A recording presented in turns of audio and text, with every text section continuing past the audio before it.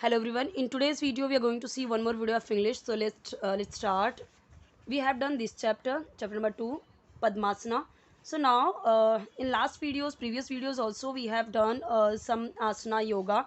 But now you are thinking, what is the use of this kind of chapter? So see, normally हम इस तरीके के sentences बोलते ही हैं.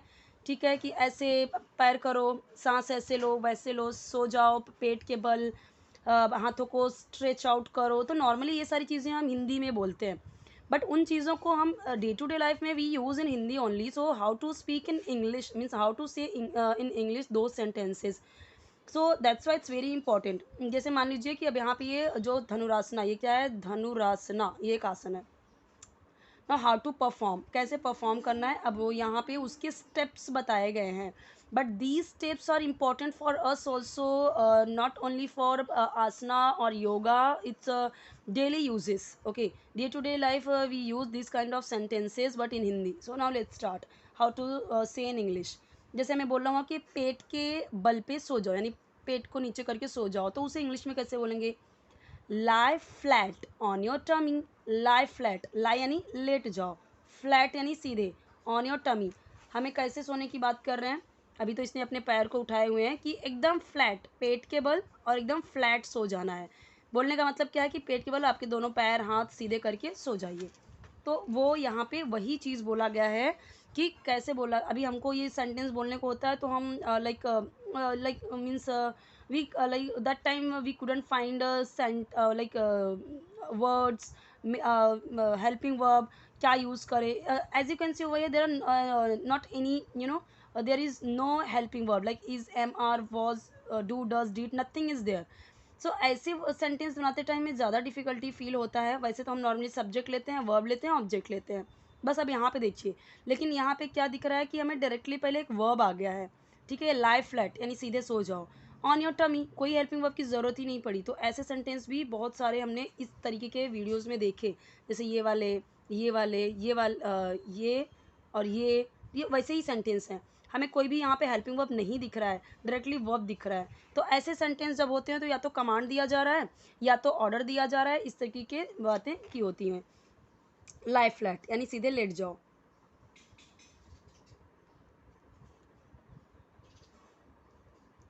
ऑन यानी पर, योर यानी अपने, टमी यानी पेट. अब क्या हो गया? लाई फ्लैट ऑन योर टमी. अब हम बोलते हैं पेट के बल सो जाओ. अब उसे इंग्लिश में कैसे बोलेंगे? Lie flat on your tummy. And one like one more thing I want to tell you, no need to translate in Hindi again and again. When I told you, इसे हम हिंदी में बोलेंगे अपने पेट के बल सो जाओ, लेकिन इंग्लिश में बोलेंगे lie flat on your tummy. तो हर वर्ड को हिंदी में एकदम से ट्रांसलेट करने की, हर सेंटेंस को ट्रांसलेट करने की ज़रूरत नहीं है. ऐसे बोलना स्टार्ट कीजिए, lie flat on your tummy Hindi के. Instead of Hindi start using this sentence. Okay, whenever you need. Your arms should be along side of your body. Your arms यानी तुम्हारे हाथ या आपके हाथ. अब दोनों हाथ की बात कर रहे हैं, या फिर आप बोलेंगे आपकी भुजाएं. वो तो भुजाओं मतलब हाथ होता है, पूरे शुद्ध हिंदी वाली बात हो गई. तो हाथों को या तुम्हारे भुजाओं को या तुम्हारे हाथ शुड भी यानी होने चाहिए या होना चाहिए. अलॉन्ग साइड, अलॉन्ग साइड का मतलब क्या होता है? जैसे ये मान लो कि ये अभी यहाँ पे सोई हुई है, तो इसका हाथ शरीर, एक हाथ इसका इस साइड और दूसरा साइड उस साइड. तो क्या हो गया? अलॉन्ग साइड यानी शरीर के पास में, शरीर के साथ में ऐसे सो गया. तो एक हाथ इस साइड और एक हाथ इस साइड, यही क्या हो गया? Along side. Okay, now I have explained what is the meaning of along side. यानी कि should be of your body, आपके शरीर के, शरीर ऑफ यानी के की तरफ होना चाहिए, की तरफ. अब अलॉन्ग साइड का मतलब हिंदी में अगर बोले तो अलॉन्ग साइड यानी तरफ. ठीक है, so your arms should be along side of your body. Okay, ऐसे हम बोल सकते हैं, कोई बच्चा ऐसे सोया हुआ है तो हम उससे ये बोल सकते हैं, keep your hands along side of your body. ऐसे बोल सकते हैं ना, keep your hands along side of your body. ज़रूरी नहीं है कि आप एज इट इज़ ऐसे ही सेंटेंस बोले. अपने तरीके से उसे मोल्ड कर सकते हैं, डिफरेंट सिचुएशन में उसे अलग अलग तरीके से बोल सकते हैं। ये तो तरीका होगा, ये तो हमें क्लू मिल गया, हम और भी sentences we can make. Okay,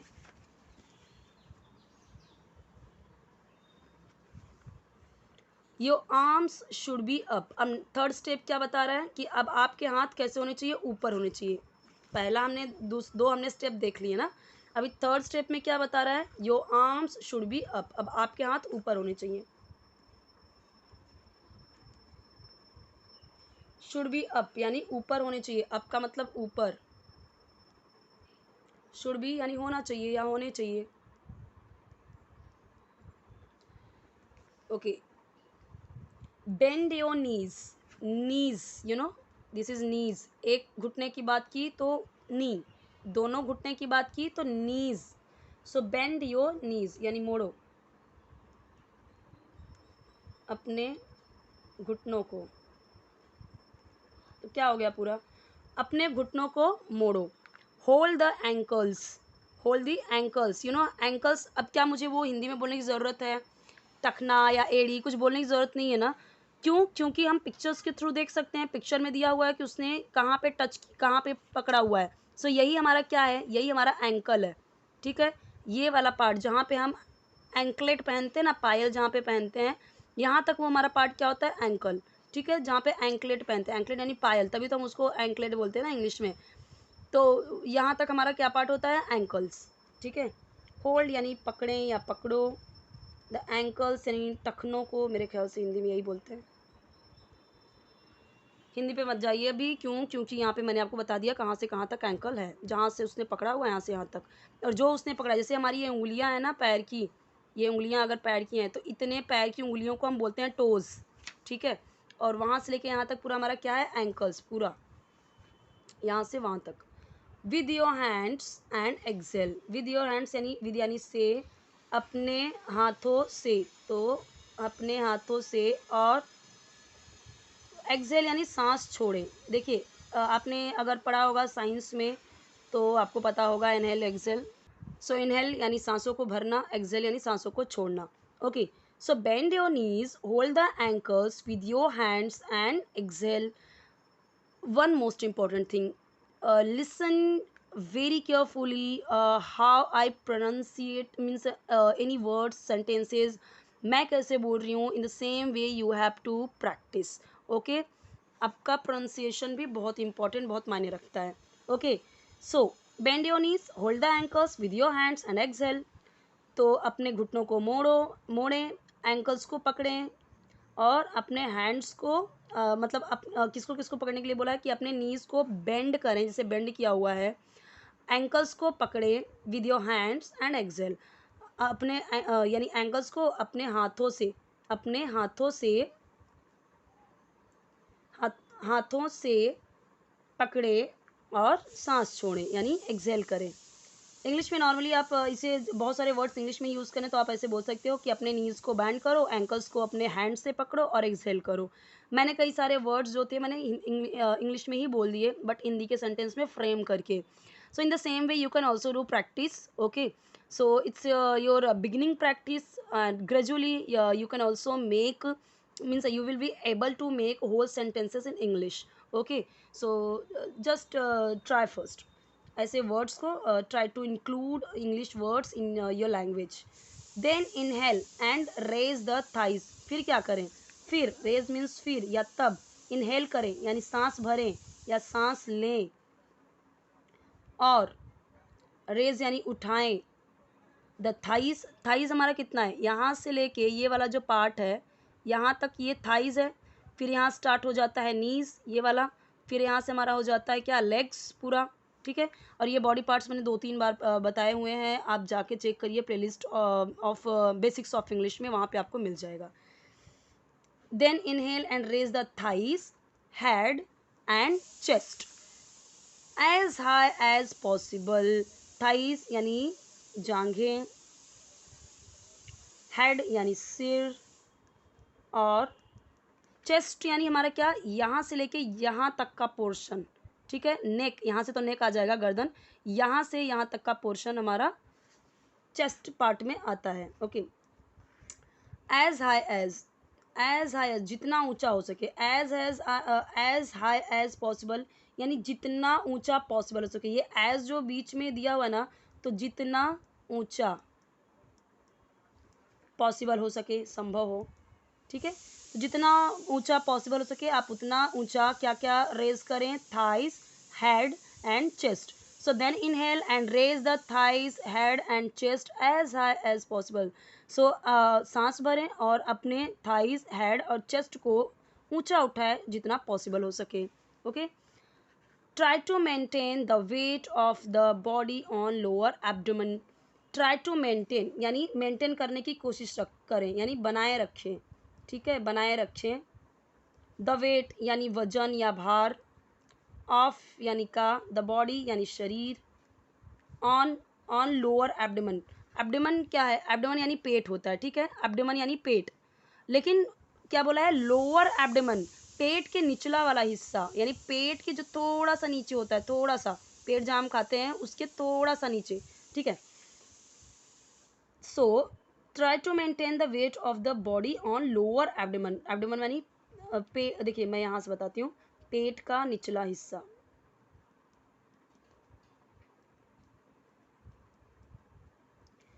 सो पूरा सेंटेंस क्या बनेगा, बॉडी का वेट लोअर एब्डोमेन पे मेंटेन करने का ट्राई करें।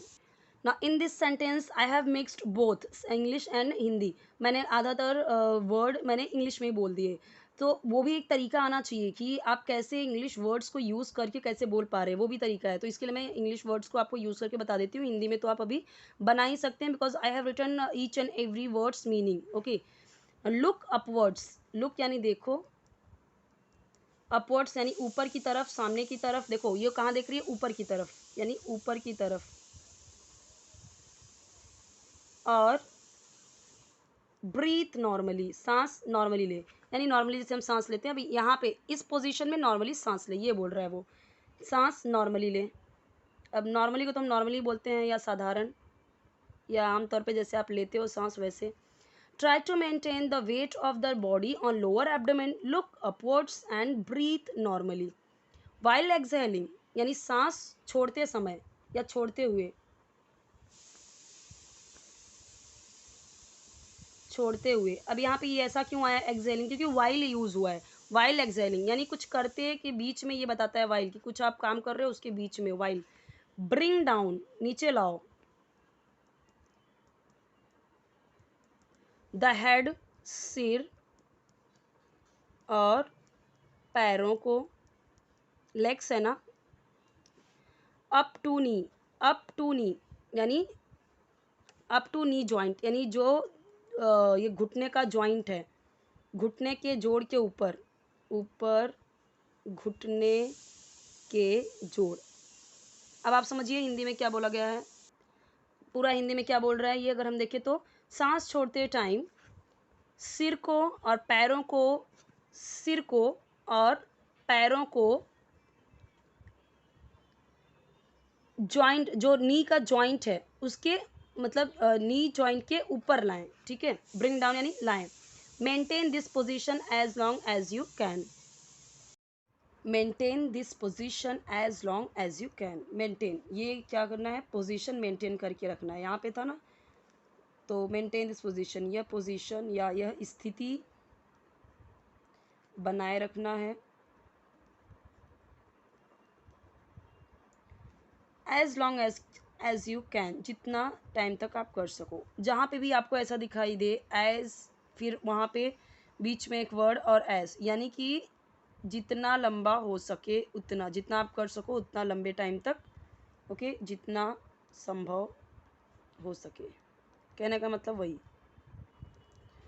तो जितना लॉन्ग टाइम के लिए आप कर सको, यू कैन यानी आप कर सको, ठीक है, जितने लंबे टाइम तक आप कर सको, as long as you can. तो ये आपको ये करके रखना है क्या, while exhaling bring down the head, सांस छोड़ते टाइम अपने हेड को, bring down the head and legs, अपने पैर को और अपने हेड को नीचे लाना, यानी ऊपर लेके जाना है, फिर धीरे से सांस छोड़ते हुए नीचे लाना है, legs up to knee joint.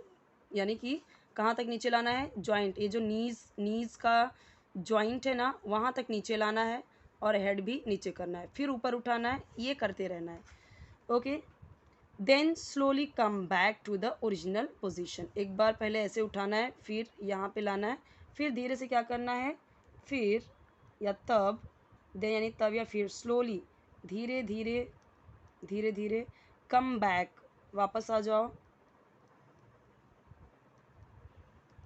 To the original position. कहाँ पे, ओरिजिनल पोजीशन। और ओरिजिनल पोजीशन हमारा क्या था, तो ये था ना पहला position, lie flat on your tummy. ठीक है, पहले क्या करना है कि आप ऐसे अपने टमी के मतलब कि अभी ये कर लिया, पहले इस तरीके से उठाया, फिर हेड को, ये सांस आपने अंदर लिया हुआ है तो ऐसे किया, फिर सांस छोड़ा और इसको नीचे लाया यहाँ तक, जॉइंट तक, और सर को भी नीचे लाए, फिर उसके बाद अपने नॉर्मल पोजीशन में आ जाना है, फिर करना है। अब इसके फ़ायदे क्या होंगे, it strengthens the back and leg muscles. It यानी यह मजबूत बनाता है, मजबूत करता है या बनाता है, द बैक यानी पीठ, और लेग मसल्स को यानी पैर के और पीठ के, क्या बोला इसने, स्ट्रेंथेंस मजबूत करता है, the back and legs, legs पैर, मसल्स पैर की मांसपेशियों को।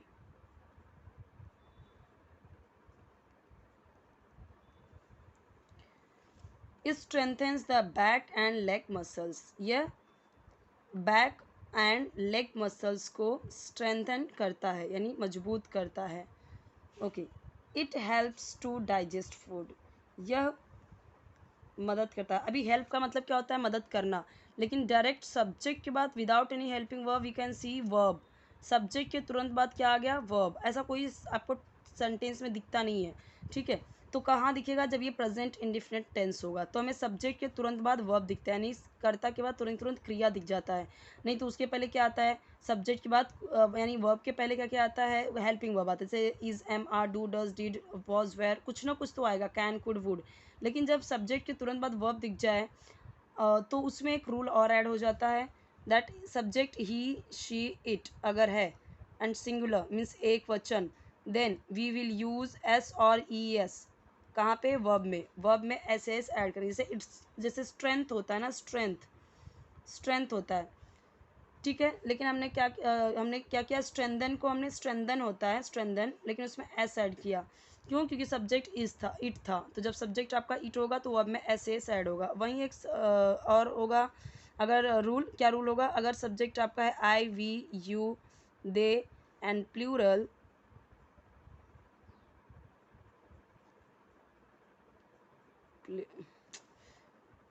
PLURAL, then we won't use S और ई एस, वर्ब में एस एस ऐड नहीं करेंगे। कब, अगर यहाँ पे होता आई तो help, we help, you help, they help, लेकिन अगर यहाँ पे होता है he helps, she helps, it helps, singular अगर boy helps, girl helps, Reena helps, तो कहाँ पे होगा, आपको समझा यहाँ पे कि जब ये सब रहेंगे तो वर्ब में यानी क्रिया में एस या एस ऐड होता है, तो ये रूल हुआ, ठीक है।